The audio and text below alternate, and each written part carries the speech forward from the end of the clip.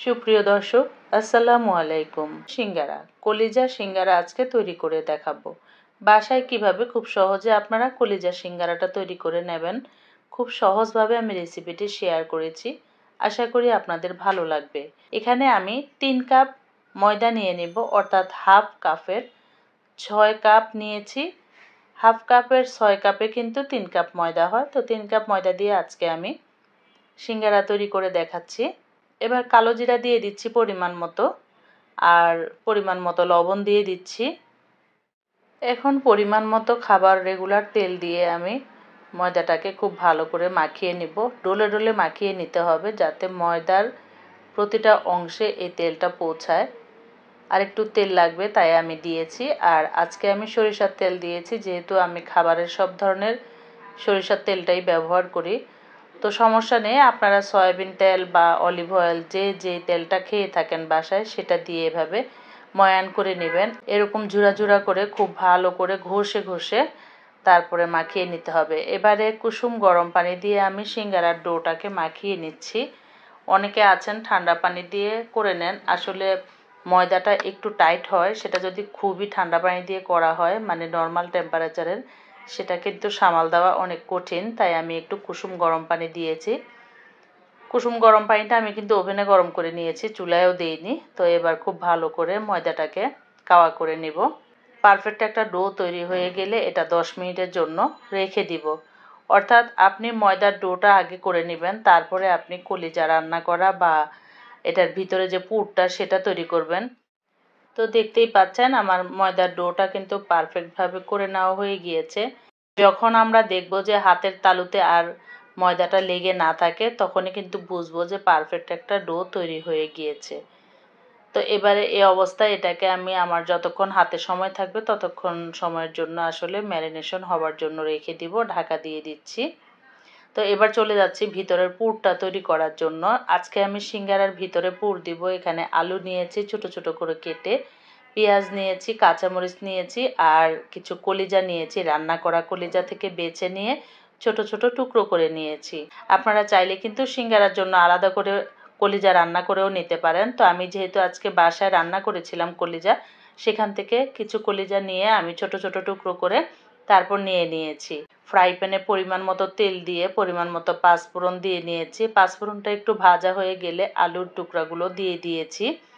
এবারে আলুর টুকরোগুলো বেশ কিছুক্ষণ সময় ভেজে নিব। ভেজে নেওয়া হয়ে গেলে এখানে আমি মশলা দিয়ে দিয়েছি, চাট মশলা, আর পরিমাণ মতো লবণ দিয়ে দিচ্ছি। মশলাটা দিয়েছি ভালো একটা ফ্লেভার পাওয়ার জন্য, আর সামান্য একটু কালার আসবে সেজন্য। যেহেতু আমার কলিজা রান্না করাই আছে, সেখানে কিন্তু ভালো একটা কালার আমি পেয়ে যাব। কাঁচামরিচ এবং পেঁয়াজ কুচিগুলো দিয়ে নিয়েছি। আসলে এভাবে যে করতে হবে এমন কোনো কথা নেই, আপনারা আলুটাকে সিদ্ধ করে কিন্তু একটি চামচের সাহায্যে ভেঙে তারপর ডলে ডলেও কিন্তু নিতে পারেন। তো আমার কাছে এভাবে একটু ভালো লাগে, দেখতে সুন্দর লাগে। আমি ছোট ছোট করে কেটে নিয়েছি আলুগুলোকে। তো আলুটা, কাঁচামরিচ এবং পেঁয়াজটা ভাজা হয়ে গিয়েছে। এবার কলিজা সাথে একটু মশলা সহ দিয়ে দিয়েছি, অর্থাৎ কলিজার তরকারি থেকে একটু মশলা নিয়েছিলাম। মশলাগুলোর সাথে কলিজা, আলু, পেঁয়াজ, কাঁচামরিচ এগুলোকে ভেজে নিব। এবার একটু ঢাকা দিয়ে দিয়েছি। ভিউয়ার্স, আমি দুঃখিত, আমি দিনের বেলা ভয়েস দিচ্ছি, তো আশেপাশে একটু গাড়ির শব্দ আপনারা পেয়ে থাকবেন। সেজন্য আসলে কিছু মনে করবেন না, ইগনোর করে যাবেন আর আমার ভিডিওটি দেখে যাবেন। আমার এই ভিডিও দেখে যদি আপনাদের কোনো কাজে আসে বা আপনাদের উপকার হয়, তাহলে অবশ্যই আমার চ্যানেলে একটি কমেন্ট করে দিবেন কমেন্ট সেকশনে। আপনাদের একটি কমেন্ট কিন্তু আমাকে অনেক উৎসাহিত করে পরবর্তীতে আরেকটা ভালো কন্টেন্ট তৈরি করার জন্য। আর এই ভিডিওটিতে একটি লাইক দিয়ে অবশ্যই আপনারা ফ্রেন্ডস অ্যান্ড ফ্যামিলির সাথে শেয়ার করতে পারেন। আপনাদের একটি লাইক কিন্তু আমার এই ভিডিওটা অসংখ্য আপু ভাইয়ের কাছে পৌঁছে দিতে পারে। আর আপনাদের মতামতের উপর ভিত্তি করেই কিন্তু আমরা আসলে ভিডিওগুলো তৈরি করে থাকি। আপনাদের মতামতটাই কিন্তু আমরা প্রথমে প্রাধান্য দিয়ে থাকি। তো অবশ্যই আপনারা যেই রেসিপিটা দেখতে চান আমাদেরকে কমেন্টের মাধ্যমে জানাতে পারেন। এবারে চলে এসেছি সিঙ্গারাগুলো তৈরি করে নেওয়ার জন্য। পুর রেডি হয়ে গিয়েছে, ময়দার ডোটাও তৈরি করা হয়ে গিয়েছে। এতক্ষণ রেস্টে রেখে দেবার পর ময়দার ডোটা কিন্তু পারফেক্টে পরিণত হয়েছে। এবার আমি এখান থেকে অর্ধেকটা কেটে নিয়েছি, আর এখন অর্ধেকটা আমি ঢেকে রাখবো, কারণ এখান থেকে প্রচুর সিঙ্গারা তৈরি হবে। আপনারা পুর দেখে এবং ময়দার ডোটা দেখেই কিন্তু বুঝতে পারছেন। অর্ধেকটা রেখে দিয়ে বাকি অর্ধেকটা একটু ডলে নিয়ে তারপর লেচি কেটে নিব। আমি আমার পছন্দ অনুযায়ী আমি লেচিগুলো কেটে নিব, আর আমার পছন্দ অনুযায়ী কিন্তু আমি সিঙ্গারার আকৃতিগুলো দিব। আপনারা কিন্তু আপনাদের পছন্দ অনুযায়ী কাজটা করে নিতে পারেন। এটা আসলে বলে দেবার মতো কিছু নেই, শুধু আপনারা রুলসগুলো একটু ফলো করলেই হয়ে যাবে। খুবই সহজ কিন্তু এখন এই সিঙ্গারা, পুরি বা যে কোনো স্ন্যাক্স আমরা বাসায় তৈরি করে থাকি। এগুলো একটু মনোযোগ দিয়ে দেখলেই হয়ে যায়। হ্যাঁ, আমি মনে করি রান্নাটা একটা শিল্প, এটা মনের মাধুরী মিশিয়ে রান্না করতে হয়। একটা কিন্তু কেমিস্ট্রি এটা, তাই না?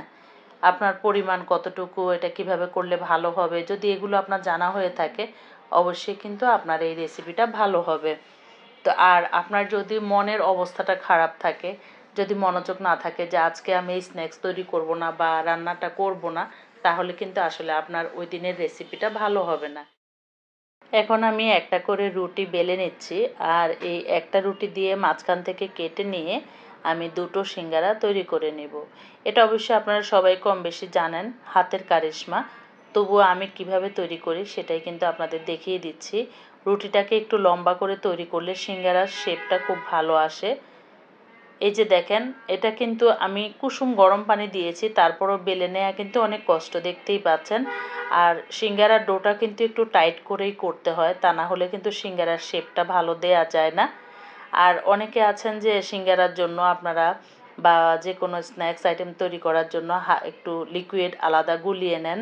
এই জায়গাটা হয়তো আপনারা লিকুইড দিয়ে তারপর জোড়া দেন, সেটাও করতে পারেন। তো আমার আসলে ময়দার ডোটা এইভাবেই তৈরি হয়েছে, যাতে আমি আমার আলাদা করে আর গ্লু লাগাতে হয়নি। আর এই ভাঁজটা কিন্তু আপনারা আপনাদের ইচ্ছা মতো দিতে পারেন, আমি আসলে যেভাবে পারি সেটাই আপনাদের সাথে শেয়ার করলাম। এই যে দেখতেই পাচ্ছেন সিঙ্গারার শেপটা কিন্তু অনেক সুন্দর হয়েছে। এর মূল কারণই হলো ময়দার ডোটা কিন্তু আপনাদেরকে একটু শক্ত করে গুলে নিতে হবে ভিউয়ার্স। আর বেলার সময় আপনারা কিন্তু ওই যে ময়দার গুঁড়া বা আটার গুঁড়া দিবেন না, চেষ্টা করবেন অ্যাভয়েড করার জন্য। প্রথমে যদি বেলতে না পারেন সামান্য একটু দিতে পারেন, কিন্তু পরবর্তীতে আর দিবেন না, তাহলে সিঙ্গারাটা আপনাদের জোড়া দেওয়ার সময় কিন্তু গ্লু লাগবে না। এভাবেই চেপে চেপে আপনারা জোড়াটা দিয়ে নিতে পারবেন। তো দুটো সিঙ্গারা কিন্তু তৈরি হয়ে গিয়েছে। এবারে আমি আরও একটি রুটি তৈরি করে আপনাদের দেখিয়ে দিচ্ছি। আসলে আমি চাচ্ছি না যে ফাঁকি ঝুঁকি কোনো রেসিপি শেয়ার করা, তো আমি রিয়েলভাবে আরও একটি রুটি তৈরি করে আপনাদের দেখিয়ে দিচ্ছি। এই রুটিটা থেকেও কিন্তু আমি দুটো সিঙ্গারা তৈরি করে ফেলবো। আর আজকে আমি দুইটি ধরনের সিঙ্গারা তৈরি করেছি, অর্থাৎ দুইটি শেপের। আপনারা দেখে নেন কিভাবে আমি তৈরি করেছি। এটা আপনাদের ইচ্ছে মতো আপনারা করে নেবেন। আসলে যে কোনো আকৃতি কিন্তু দেয়া যাবে, সিঙ্গারার শেপ বলে যে সিঙ্গারার মতোই দিতে হবে এমন কোনো কথা নেই। তো এই রুটিটাও বেলা হয়ে গিয়েছে, মাঝখান থেকে কিন্তু আমি কেটে নিয়েছি, দেখতেই পাচ্ছেন। এবারে আমি আবারও এই অংশগুলোকে এভাবে জোড়া দিয়ে নিব। দেখেন আমি কিভাবে জোড়া দিয়ে নিচ্ছি, একটু চেপে চেপেই কিন্তু জোড়া দেওয়া যাচ্ছে, এখানে কোনো গ্লুয়ের কোনোভাবেই প্রয়োজন হচ্ছে না। আর এই সিঙ্গারাগুলোর জোড়া কিন্তু ছুটেও যায়নি, আমি কিন্তু এগুলো ডিপ ফ্রিজে সংরক্ষণ করেছি। কিছু ভেজে খেয়েছি, আর বেশ কিছু মানে পরিমাণে একদম বেশিরভাগই 4 ভাগের 3 ভাগই আমি কিন্তু রেখে দিয়েছি ডিপ ফ্রিজে, আর 1 ভাগ আজকে আমরা খাওয়ার জন্য ভেজে নেব। দেখতেই পাচ্ছেন আরও একটি সিঙ্গারা কিন্তু খুব সুন্দরভাবে তৈরি হয়ে গিয়েছে। আর এটা সম্পূর্ণ কিন্তু হাতের জাদু, ওই যে আমি বললাম না হাতের কারিশমা। এটা আপনারা আপনাদের ইচ্ছে মতো শেপটা দিয়ে নেবেন ভিউয়ার্স। এটা আসলে বলে দেবার মতো কিছু না। আর এটা শুধু যে কলিজা দিয়ে তৈরি করবেন এভাবে তা না, কলিজা ছাড়া শুধু আলু সবজি দিয়েও করতে পারেন, অথবা এই আলুর সাথে আপনারা একটু মাংস, রান্না করা মাংস তুলে নিয়েও করতে পারেন, বা চিকেন রান্না করলে চিকেনের থেকেও কিন্তু কিছুটা মাংস তুলে নিয়ে করতে পারেন, যে যেভাবে খুশি। আবার শুধু ডিম দিয়েও করতে পারেন এই রেসিপিটা, সিঙ্গারার সাথে একটু ডিম দিয়ে দিলেন।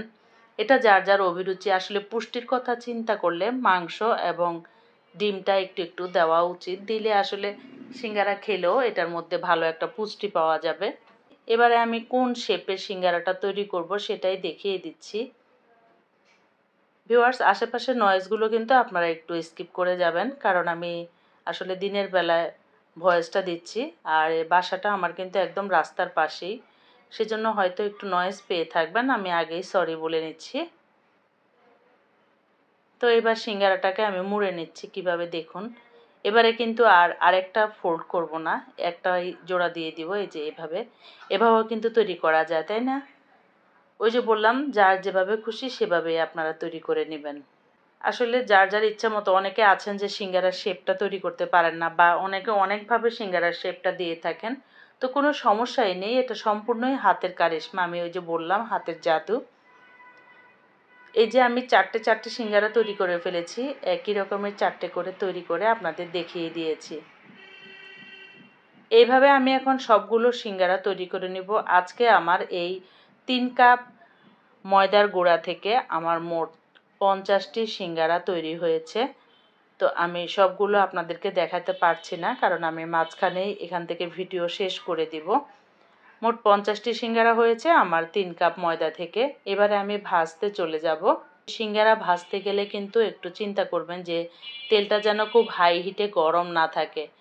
তেলটা মিডিয়াম আঁচে গরম থাকা অবস্থায় এইভাবে দেখেন, আমি দীর্ঘ সময় ধরে চুলাটা মাঝারি আঁচে রেখে একদম সিঙ্গারাগুলোকে ভেজে নিয়েছি। কোনো রকম বাবল ফুটেনি, আর সিঙ্গারাগুলো খুব ক্রিস্পি হয়েছে, খেতেও খুব সুস্বাদু হয়েছিল। তৈরি হয়ে গিয়েছে আজকের কলিজা সিঙ্গারা। আজকে একটি স্ন্যাক্স আইটেম শেয়ার করছি, যেটা হচ্ছে নারিকেলের কুলি পিঠা। এখানে বাটালি গুড় নিয়ে নিয়েছি, অর্থাৎ খেজুরের যে চাকা গুড়টা পাওয়া যায়, এটা আমি ডিপ ফ্রিজে কিনে তারপর সংগ্রহ করে রেখেছিলাম। সেই গুড় আমি দিয়ে দিয়েছি চুলায়, জাল করে নিচ্ছি। আর এই নারিকেলটা আমি যখন হাতের কাছে এসেছিল তখন কুড়িয়ে ডিপ ফ্রিজে রেখে দিয়েছিলাম। তো সেজন্য আপনারা দেখতে পাচ্ছেন যে ডিপ্লোমার একটা দুধের প্যাকেট থেকে আমি নারিকেলটা বের করে নিয়েছি। তো আপনারাও চাইলে কিন্তু যখন বাসায় নারিকেল আসে তখন যদি খাওয়া না হয়, এভাবে কুড়িয়ে ডিপ ফ্রিজে সংগ্রহ করে রাখতে পারেন। তারপর যখন খুশি তখন পিঠা বানিয়ে নিতে পারেন। গুড়, নারিকেল এই দুটো জিনিসকে জাল করে একটা পুর তৈরি করে নিয়েছি। যতক্ষণ পর্যন্ত নারিকেলটা থেকে ফ্লেভার না বের হয় ততক্ষণ পর্যন্ত জাল দিতেই হবে। চালের গুঁড়া দিয়ে একটা কাওয়া তৈরি করে নিচ্ছি, অর্থাৎ রুটি তৈরি করার জন্য। পরিমাণ মতো পানি দিয়েছি আর পরিমাণ মতো লবণ দিয়ে দিয়েছি। আমি যতটুকু বানাবো ঠিক সেই পরিমাণে দিয়ে দিয়েছি। আর এই চালের গুঁড়াটাও কিন্তু আমার ডিপ ফ্রিজ থেকে আমি এখন চুলায় দিচ্ছি, আপনারা দেখতে পাচ্ছেন। এই চালের গুঁড়াও কিন্তু আমি গুঁড়া করে একটা বক্স করে ডিপ ফ্রিজে রেখে দিই সারা বছরের জন্য, যেহেতু আমাকে যখন তখনই রেসিপি করতে হয়। তো চালের গুঁড়াটা কাওয়া করে নিলাম, আপনারা দেখতেই পাচ্ছেন। যেহেতু ডিপ ফ্রিজের গুঁড়া, এজন্য পানিটা একটু কম দিতে হবে। আর এটা এভাবে শুকনা শুকনা ভালো করে কাওয়া করে নিতে হবে। পানির পরিমাণটা খুব ভালো করে খেয়াল করতে হবে। আর চুলায় যখন পানিটা আপনারা দিবেন তখন খুব ভালো করে ফুটিয়ে নিতে হবে। আর যদি শুকনা গুঁড়া থাকে সেই ক্ষেত্রে একটু ভয় কম, চালের আটার কাওয়াটা তৈরি করা অনেক সহজ হয়ে যায়। যেহেতু ডিপ ফ্রিজ থেকে ভিজা গুঁড়াটা আমি বের করেছি, তাই এটার থেকে কিন্তু পানি ওঠার সম্ভাবনাই বেশি থাকে। ঢাকা দিয়ে একটু সিদ্ধ করে নিলাম, যেহেতু চালের আটার রুটি তৈরি করব। আর এখন খুব ভালো করে মথে নিচ্ছি, আপনারা দেখতে পাচ্ছেন। এই কাজটা কিন্তু একদম কাওয়াটা গরম থাকা অবস্থায় করতে হবে। আপনারা স্ক্রিনে দেখলেই বুঝতে পারবেন, আমার হাত কিন্তু একদম ধরতে পারছিলাম না, লাল হয়ে যাচ্ছিল। তো এই অবস্থায় এই কাওয়াটাকে এত ভালো করে মুথে নিতে হবে, যেহেতু চালের আটার রুটি তৈরি করব আমরা, তা না হলে কিন্তু ফেটে ফেটে যাবে। অনেকে আবার করেন কি, যে সয়াবিন তেল দেওয়ার চেষ্টা করেন, মানে চালের আটার রুটিটা তৈরি করার সময়। আমি দেই না, আমার কাছে এভাবেই মনে হয় যেন ভালো। আমার কাওয়াটা একদম রেডি হয়ে গিয়েছে, খুব ভালো করে মথে নিয়েছি। আর ছোট ছোট করে লেচি কেটে নিয়েছি। এখন আমি গোল গোল করে একটা করে রুটি বেলে নিব। আর রুটিটা বেলা হয়ে গেলে রুটির কাটার যে সাজ আমি কিনে নিয়ে এসেছি, ওইটা দিয়ে কেটে কেটে তারপর আমার পছন্দ মতো আকৃতি দিয়ে কুলি পিঠাগুলো তৈরি করে নিব। এই কুলি পিঠাগুলো চাইলে আপনারা সিদ্ধ করেও খেতে পারেন, আবার চাইলে আপনারা এটা তেলে ভেজেও খেতে পারেন। তো আমার বাসায় কিন্তু তেলে ভাজাটাই বেশি পছন্দ করে, সেজন্য আমি তেলেও ভেজে নিব। আর আমি একাই একজন কিন্তু সিদ্ধ করে খেতে পছন্দ করি, আমি সিদ্ধ করে খেয়ে নিব। এই যে দেখতে পাচ্ছেন আমি কেটে নিচ্ছি, এভাবে কেটে নেবেন। আপনারা যে কোনো কিছু দিয়ে আসলে কেটে নেবেন, হাতের কাছে বয়ামের মুখা থাকে, গ্লাস থাকে, যার যেটা সুবিধা। এভাবে কেটে নিলে হয় কি, সবগুলো পিঠার সাইজ একই রকম হবে। তো এবার আমার পছন্দ মতো পুর দিয়ে আমি পিঠাগুলোকে তৈরি করে নিচ্ছি। আমার এই চ্যানেলে কিন্তু সব ধরনের রেসিপি আমি শেয়ার করে থাকি। তো যাদের কাছে আমার এই রেসিপিগুলো ভালো লাগে তারা অবশ্যই আমাকে কমেন্ট করবেন। আপনাদের একটা মূল্যবান কমেন্ট বা মতামত কিন্তু আমাকে অনেক উৎসাহিত করে। পরবর্তীতে আরেকটা ভালো রেসিপি তৈরি করার জন্য বা ভালো কন্টেন্ট তৈরি করার জন্য। আর আমার ভিডিওটি দেখার শুরুতে একটা লাইক দিয়ে নেবেন। অবশ্যই আমার চ্যানেলটিকে সাবস্ক্রাইব করে পাশে থাকা বেল অপশনটি প্রেস করে দিবেন। তাতে করে নতুন নতুন রেসিপি আপলোড দেওয়ার সাথে সাথে আপনি নোটিফিকেশনটা পেয়ে যাবেন আর আমার ভিডিওটা দেখে নিতে পারবেন। জানি কম বেশি এখন অনেক রেসিপি চ্যানেল আছে, তারপরও কিছুটা ভিন্নতা থেকে যায়। আমি নিজেই যখন কোনো রেসিপি সার্চ করি তখন আমি দেখতে থাকি সব আপুদের রেসিপিগুলো যে কে কীরকমভাবে তৈরি করেছে। এতে করে আমি অনেকটা আইডিয়া নিজে নিজে তৈরি করতে পারি। একদম হুবহুব যে আমি রেসিপি দেখে ওই রকম তৈরি করি তা না, কিন্তু আমার কাছে আবার ওই রকম ভালো লাগে না। আমি আমার মনের মাধুরী মিশিয়ে কিন্তু এক একটা রেসিপি তৈরি করে থাকি। আর আপনারা হয়তো আমার এই চ্যানেলে আরও ভিডিও দেখলে বুঝতে পারবেন আমি একটা কথা বলি সবসময়, রান্না হচ্ছে একটা শিল্প। এটা কিন্তু একটা শিল্প কাজ। এটা মনের মাধুরী মিশিয়ে তারপর করতে হয়, তাহলেই সুন্দর হয়। আপনার মন যদি খারাপ থাকবে তাহলে কিন্তু রেসিপিটা ভালো হবে না। আপনারা গৃহিণীরা যারা আছেন আমার এই ভিডিওটি দেখছেন তারা খেয়াল করে দেখবেন যেদিন আপনার মন ভালো থাকবে না আসলে সেদিন আপনার কোনো রেসিপি ভালো লাগবে না। হয়তো লবণ বেশি হবে, না হয়তো ঝাল বেশি হবে, না হলে কোনো টেস্টই হবে না। অথচ এই রেসিপিটা আপনি অন্য সময় করলে কিন্তু খুব বেশি ভালো হয়ে থাকে। তো আমি আমার পছন্দ মতো দেখেন সব ধরনের সাইজ কেটে নিয়ে তারপরে বানিয়ে নিচ্ছি। এবারে রুটিটাকে দেখতেই পেয়েছেন, একটা রুটিকে মাঝখান থেকে অর্ধেক করে নিয়েছি। অর্ধেক করে নিয়ে এবারে এটাকে আমি পোল্টি দিয়ে তারপরে বানিয়ে নিব। এই যে দেখেন। আর এই ডিজাইনগুলো কিন্তু আসলে আপনাদের যার যার ইচ্ছা কাঁটা চামচ দিয়ে করে নিতে পারেন, হাত দিয়ে করে নিতে পারেন, যে যেভাবে আসলে সুবিধা। আমি বেশ কয়েকটি ডিজাইন কিন্তু আপনাদের দেখিয়ে দিচ্ছি। এভাবে আঙ্গুল দিয়ে আপনারা টিপে টিপেও করতে পারেন, বা আমি প্রথমে যেভাবে দেখিয়েছি পেঁচিয়ে পেঁচিয়ে করতে পারেন, বা কাঁটা চামচ দিয়ে চাপ দিয়ে দিয়ে করতে পারেন। আবার অনেক সময় কিন্তু পিঠার সাজও পাওয়া যায়, সেগুলো কিনে এনেও কিন্তু আপনারা করতে পারেন। এই রেসিপিটা যে শুধু আপনারা শীতের সময় খাবেন তা না, আমার বাসায় আমি কিন্তু সারা বছরই খেয়ে থাকি। আমার বাসায় আমার হাজব্যান্ডের অনেক পছন্দ এই রেসিপিটা, তো সেজন্য আমাকে বানাতেই হয়। শীত নাই গরম নাই, সবসময় আমাকে এই কুলি পিঠার রেসিপিটা তৈরি করতে হয়। উনি তেল দিয়ে ভেজে দিলে খুবই পছন্দ করে। আর সন্ধ্যায় স্ন্যাক্স হিসাবে কিন্তু এই পিঠাটা জুড়ি মেলা ভার অসাধারণ লাগে, আপনারা খেয়ে দেখবেন। আপনারা চাইলে এটা কিন্তু ঝাল করেও বানাতে পারেন, তো আমি সেই রেসিপিটাও আপনাদের সাথে শেয়ার করব। ভিতরে মাংস সবজি যার যেভাবে খুশি আপনারা খেতে পারেন, শুধু যে মিষ্টি দিয়ে তৈরি করতে হবে তা না।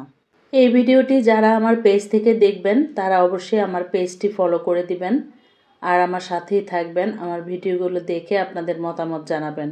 আর যারা আমার ইউটিউব চ্যানেল থেকে দেখবেন তারাও অবশ্যই আপনাদের মূল্যবান মতামতটা জানাবেন আমাকে। আপনাদের মতামতের অপেক্ষায় থাকবো। প্রতিটা ভিডিও যখন আপলোড দিই তারপর কমেন্ট সেকশনের দিকে কিন্তু আমরা তাকিয়ে থাকি যে কে কী ধরনের কমেন্ট করে। আর আপনাদের কমেন্ট অনুযায়ী কিন্তু আমরা পরবর্তীতে আরেকটা ভিডিও তৈরি করতে চেষ্টা করি। এতে করে আমাদের কাজের অনুপ্রেরণা বাড়ায়। আপনাদের একটি লাইক একটা কমেন্ট আমাদের কাজের উৎসাহ বাড়িয়ে দেয়। তখন আমরা কি করি, আমাদের মন থেকে আরেকটা কন্টেন্ট তৈরি করি। তো এটা হচ্ছে একটা শিল্প, আপনারা জানেন কম বেশি। এই যে ইউটিউবিং আমরা করছি যারা, এই শিল্প কাজটাকে এগিয়ে নিয়ে যাওয়ার জন্য আপনারা চাইলেই পারেন আমাদেরকে একটু সাহায্য করতে। একটা লাইক দিয়ে একটা কমেন্ট করা, এটা কিন্তু তেমন বেশি কঠিন কাজ না, কিন্তু আপনার এই একটা লাইক এবং কমেন্ট কিন্তু আমার এই চ্যানেলটা আমার এই ভিডিওটা অনেক দূরে পৌঁছে দিতে পারে। দেখা হবে আপনাদের সাথে আবার পরবর্তী কোনো রেসিপিতে। সেই পর্যন্ত আপনারা সবাই ভালো থাকবেন আর আমার জন্য অবশ্যই দোয়া করবেন। এই চ্যানেলটিতে আমি সপ্তাহে অন্তত একটি ভিডিও আপলোড দেওয়ার চেষ্টা করি, তবে মাঝে মাঝে অসুস্থতা থাকার কারণে কিন্তু আমার ভিডিও শেয়ার করা হয় না, সেজন্য আমি দুঃখিত। আপনাদের কাছে সময় চেয়ে নিচ্ছি। প্রতি সপ্তাহে একটি করে ভিডিও পাবেন।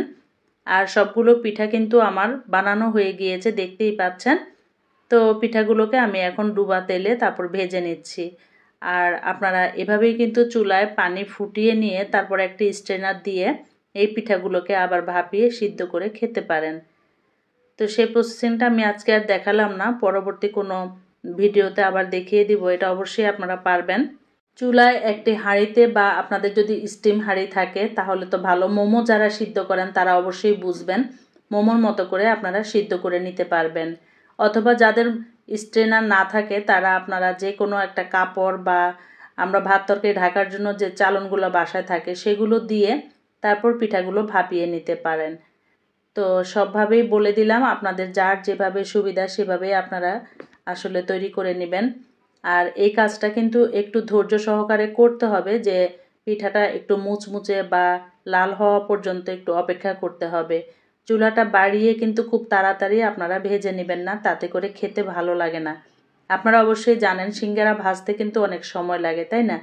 ঠিক তেমনি করে আপনি একটু সময় নিয়ে চুলাটা মিডিয়াম থেকে একটু লো আঁচে রেখে যদি এই ধরনের স্ন্যাক্সগুলো ভেজে নেন, তাহলে দেখবেন মুচমুচে বা কুড়মুড়ে হবে। আর সবসময় কিন্তু আবার এই ধরনের খাবার খাওয়াও ঠিক না, স্বাস্থ্যের জন্য খারাপ। তবে মাঝে মাঝে তো আমরা একটু রুচি চেঞ্জ করতেই পারি, কি বলেন, তাই না? আজকে এক ভিডিওতে আপনাদের সাথে আমি দুটো রেসিপি শেয়ার করেছি। আশা করি আপনাদের কাছে আমার দুটো রেসিপি ভালো লাগবে। প্রথমে শেয়ার করেছি সিঙ্গারা রেসিপি, আর এখন শেয়ার করলাম পুলি পিঠা। এই পুলি পিঠাটা চাইলে আপনারা ঝাল ঝাল করেও বানাতে পারেন। রমজানে প্রতিদিন ইফতারের টাইমে আপনারা চাইলে কিন্তু এই রেসিপিগুলো এক এক দিন এক একটা আইটেম তৈরি করে খেতে পারেন। এতে করে আপনাদের স্বাদ ও রুচির পরিবর্তন হতে পারে। সারাদিন রোজা রাখার পর কিন্তু একঘেয়েমি খাবারগুলো আসলে আমাদের ভালো লাগে না। তাছাড়া রমজান ছাড়াও কিন্তু আমরা প্রতিদিন যদি একঘেয়েমি খাবারগুলো খেয়ে থাকি, তখন দেখবেন আমাদের কাছে ভালো লাগে না। তো আমরা যদি সব ধরনের খাবার তৈরি করতে পারি এবং এক এক দিন এক একটা আইটেম তৈরি করে পরিবারের সামনে দিই, তাতে করে পরিবারের মন খুশি হয় আর আমাদেরও স্বাদ ও রুচির পরিবর্তন হয়। যাই হোক, সবশেষে একটা কথাই বলবো, সারাদিন রোজা রাখার পর কিন্তু এইসব ভাজাভাজি খাবার আমাদের শরীরের জন্য একদমই ঠিক না। তবুও আমরা বাঙালি, আমরা কিন্তু এই ভাজাভাজি খাবার ছাড়া ইফতার করতেও পারি না। তো বিদায় নিয়ে নিচ্ছি। এই যে দেখেন আমার পিঠা। আল্লাহ হাফেজ।